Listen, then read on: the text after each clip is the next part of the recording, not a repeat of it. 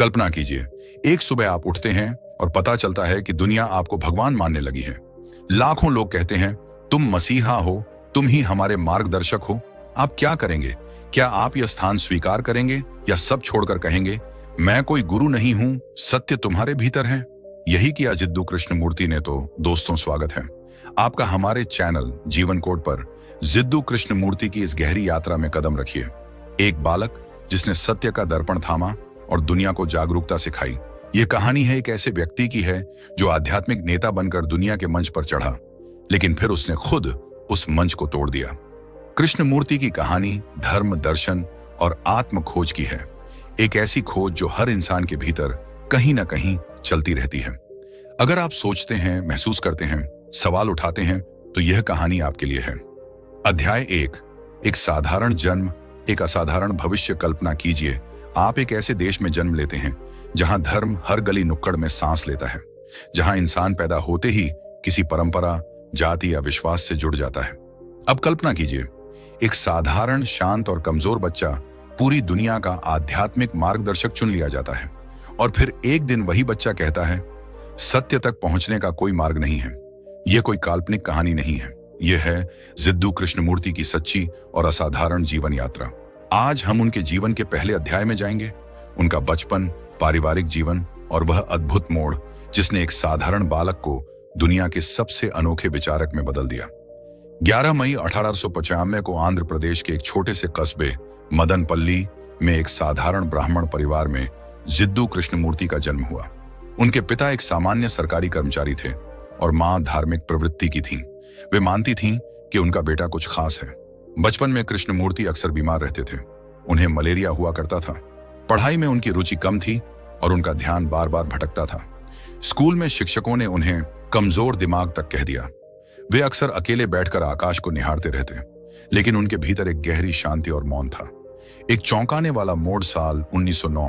कृष्णमूर्ति तब केवल 14 साल के थे। एक दिन वे अपने छोटे भाई नित्या के साथ समुद्र किनारे टहल रहे थे।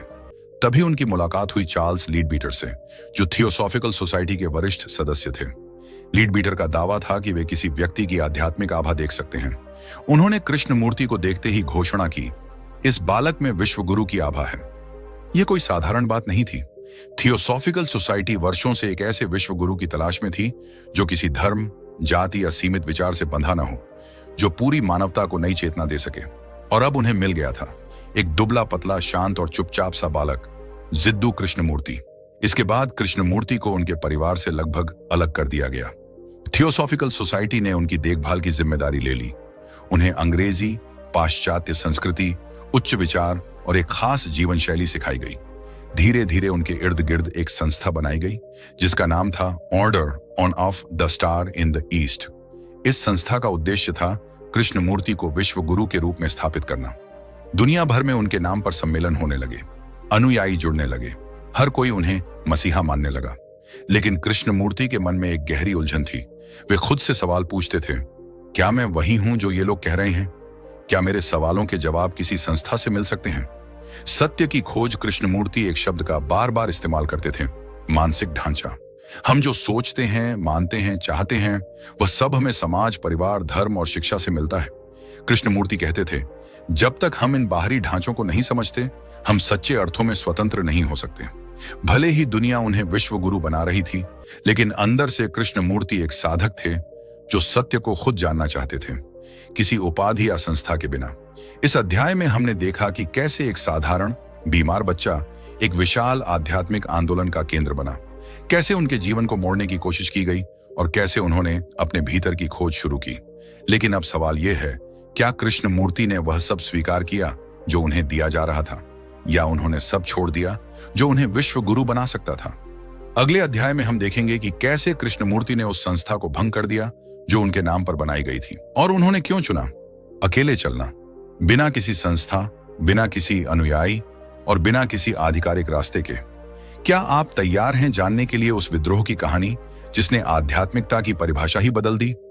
अध्याय 2, जब कृष्णमूर्ति ने पूरा ढांचा तोड़ दिया। आपने देखा होगा, जब किसी को ऊंचा पद या पहचान मिलती है तो लोग उसे थामे रहते हैं, लेकिन अगर कोई व्यक्ति खुद उस पहचान को ठुकरा दे तो क्या होगा? यही किया जिद्दू कृष्णमूर्ति ने। इस अध्याय में हम देखेंगे कि कैसे उन्होंने अपने नाम पर बनी पूरी संस्था को खारिज कर दिया और क्यों उन्होंने कहा सत्य तक पहुंचने का कोई रास्ता नहीं होता। साल था 1939, जगह नीदरलैंड्स का ओमेन शहर। हजारों अनुयायी एकत्र हुए थे कृष्ण मूर्ति को सुनने, देखने और शायद उन्हें विश्व गुरु के रूप में स्वीकार करने। सालों से थियोसॉफिकल सोसाइटी ने उन्हें तैयार किया था। On order on for the star नाम की संस्था उनके इर्द गिर्द बनी थी। दुनिया भर से भक्त, दान और समर्थन आ रहा था। हर कोई उन्हें नए युग के उद्धारक के रूप में देख रहा था। लेकिन उस दिन कृष्ण मूर्ति मंच पर खड़े हुए और कुछ ऐसा कहा जिसने सबको चौंका दिया। उन्होंने कहा, सत्य एक पथहीन भूमि है। आप किसी भी पथ, किसी भी धर्म, किसी भी गुरु या किसी भी संस्था से होकर वहां नहीं पहुंच सकते। और इसके बाद उन्होंने ऑर्डर ऑफ द स्टार संस्था को तत्काल भंग कर दिया।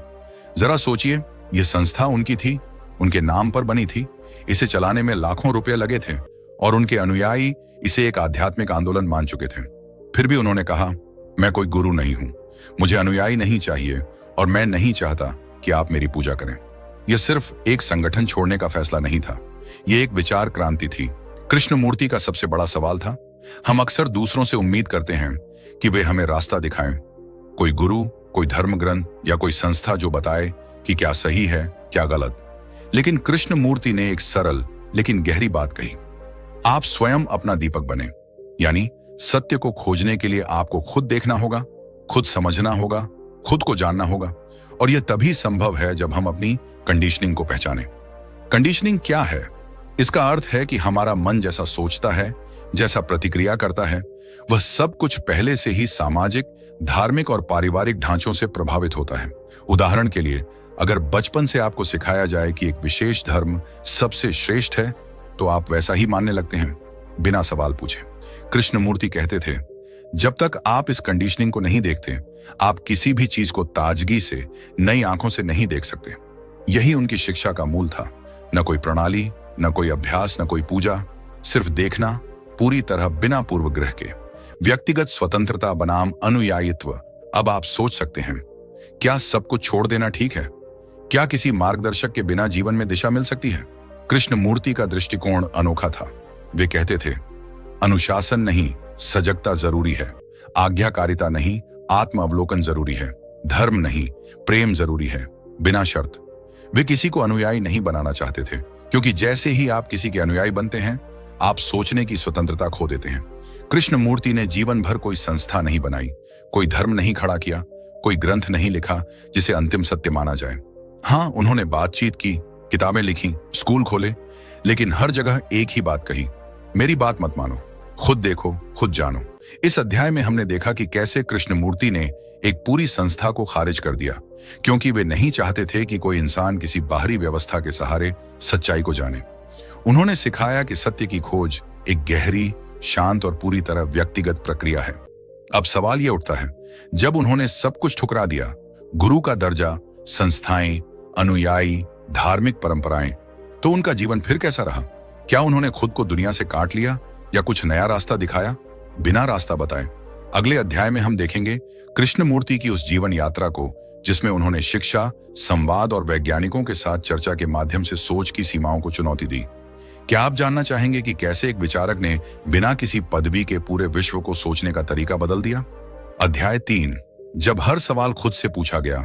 आपने अब तक देखा कि जिद्दू कृष्ण मूर्ति ने वह सब कुछ त्याग दिया जिससे वे एक महापुरुष, गुरु या आध्यात्मिक नेता बन सकते थे।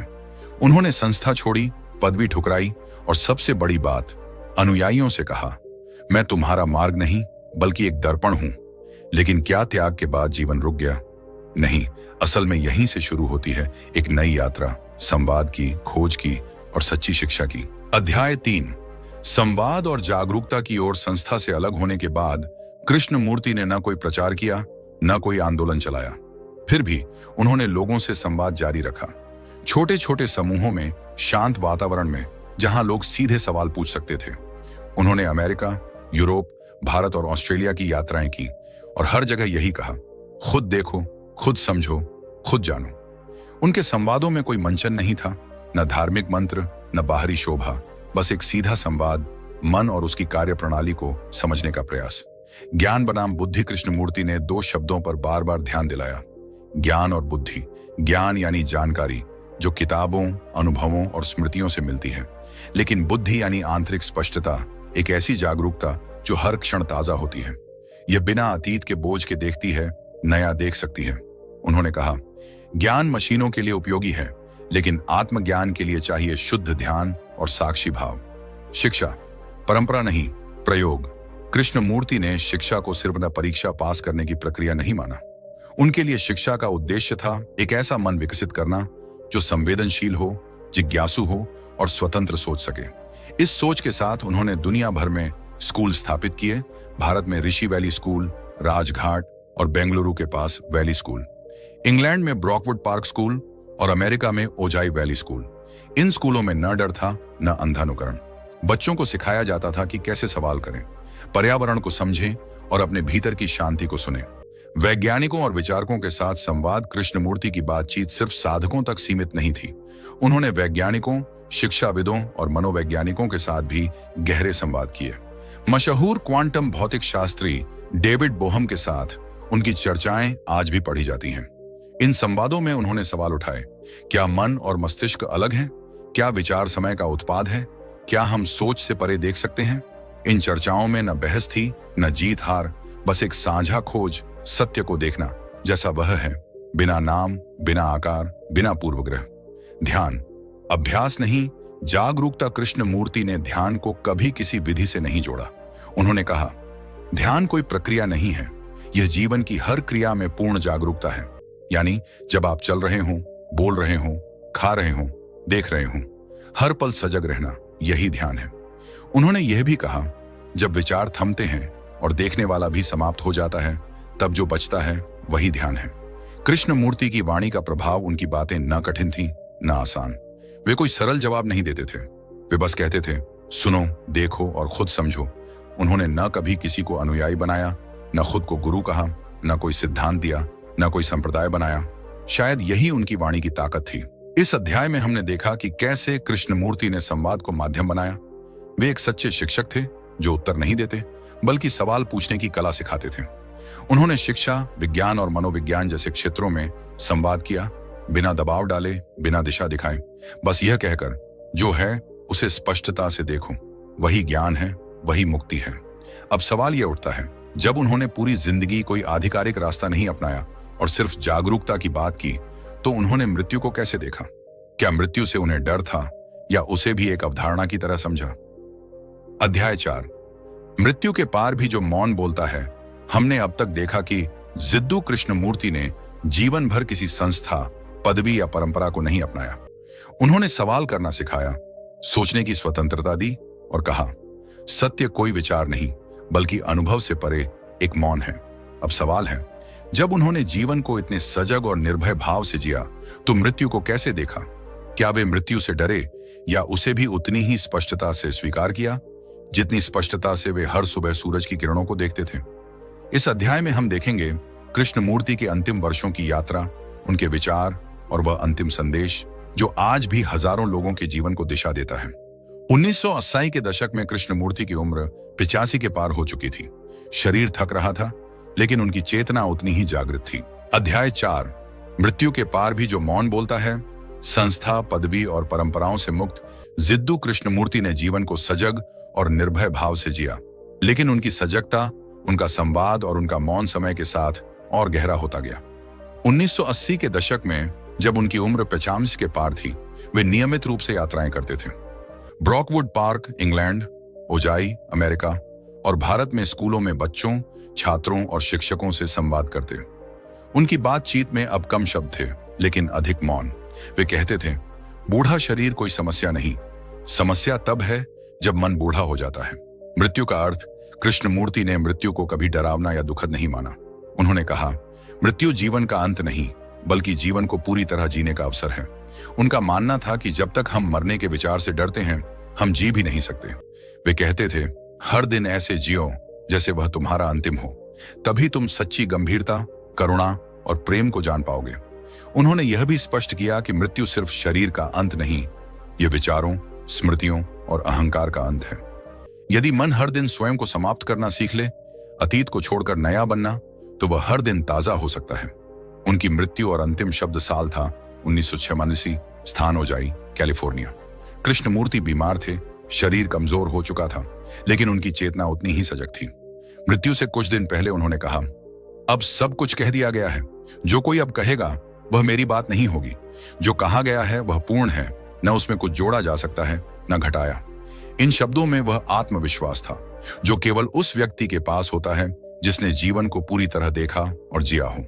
17 फरवरी 1986 को उन्होंने अंतिम सांस ली। न कोई दिखावा, न कोई धार्मिक अनुष्ठान, न कोई बड़ा अंतिम संस्कार, बस एक मौन विदाई। उनकी विरासत कोई संप्रदाय नहीं, केवल प्रश्न कृष्णमूर्ति ने न कोई उत्तराधिकारी घोषित किया, न कोई संगठन छोड़ा। उन्होंने साफ कहा, मेरे जाने के बाद कोई मेरी जगह न ले, कोई मेरा शिष्य बनने का दावा न करे। जो कहा गया है वह खुद को देखने के लिए पर्याप्त है। आज उनकी रिकॉर्ड की गई बातचीतें, किताबें और स्कूल सच्चे खोजियों के लिए मार्गदर्शन का काम करते हैं, लेकिन वह मार्गदर्शन कोई रास्ता नहीं बल्कि एक दर्पण है।